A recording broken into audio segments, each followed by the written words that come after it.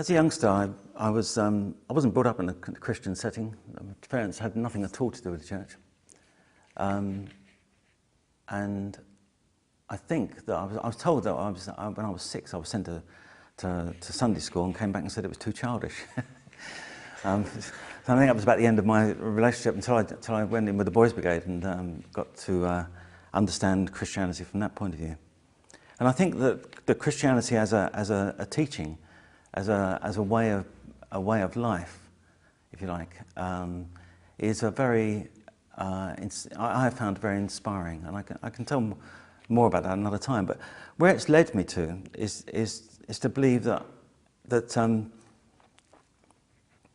by following, I mean, one expression of that, if you like, is that I believed when I was younger that if I followed my sense of the Spirit, then essentially I would have all that I needed to live.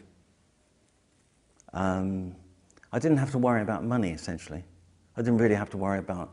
I was set up for a course of life that was a career in commerce, but I looked at the option and at my own sense of commitment and my own feelings, and thought that I don't have to do that. I don't have to worry about just earning loads of money.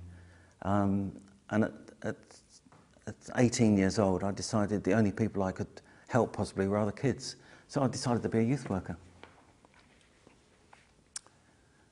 And I think that was really on that sense that somehow or other, if you follow your own sense of the spirit that the Quakers try to live by, that you will be sustained through that. And I think I would say that we haven't had to worry through our lives, even though at times I've voluntarily and several times voluntarily limited our income. But it hasn't made the difference. On another occasion, I was working as a city farm. I was running a manager of a city farm. If you don't know what that is, I haven't really got time to explain that right now. But it's a farm in the city, and I was quite happy there. It was a lovely job. But I met up with somebody who came and told me that there was a Quaker organisation that was in a bit of trouble, and would I go along to hear about what trouble it was in?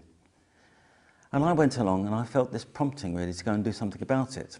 So I went for an interview, and they explained to me how it was that they had one project running, and the lease on that project was finishing in I think 2.5 months' time.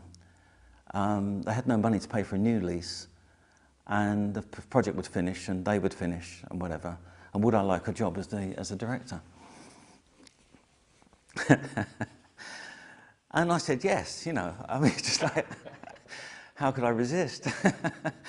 And within those 2 months, I found the money, and I found another premises, and I kept the project going, and then for the next 15 years, it grew at about 20% per annum in terms of sort of total income, and became quite a major organisation in the end.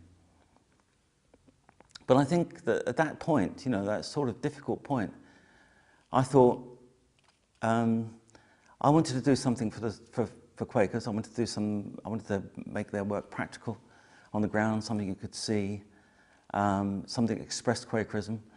And although it looked like a hopeless situation, I just felt I could make it work, and that I was being asked to do that.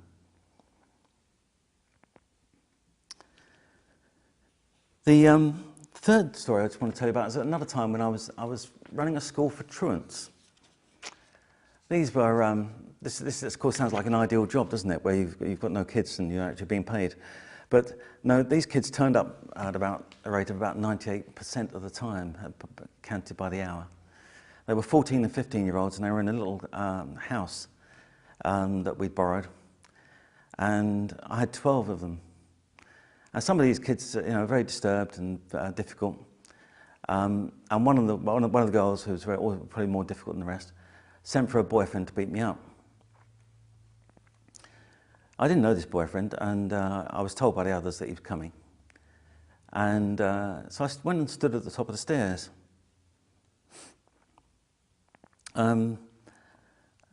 I must say that you know, my sense of of how I should be involves me in not being aggressive towards anybody else, not being threatening.